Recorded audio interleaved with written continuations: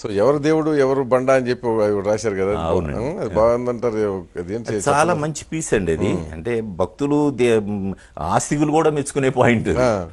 నాస్తికత్వంతో రాసింది కాదు, ప్రక్షాళన చేయడం అన్నదే దేవుడి లక్షణం అన్న దాని మీద. అంటే ప్రతిదానికి ఒక హేతు పద్ధతి ఉండాలన్న దానికి అదేదో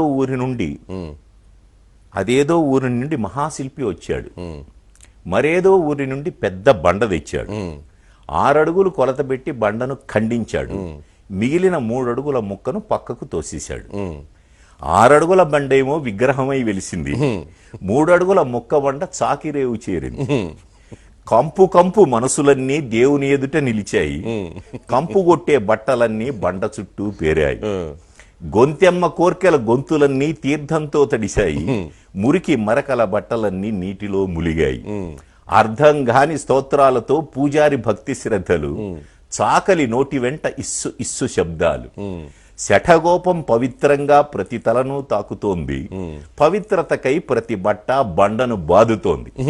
కడకు గుడి నుండి మనసులన్నీ కంపుతోనే వెళ్ళాయి, రేవు నుండి బట్టలన్నీ ఇంపుగా వెళ్ళాయి. గుడిలోని దేవుడా, రేవులోని బండ, ఎవరు దేవుడు ఎవరు బండ? బాగుంది.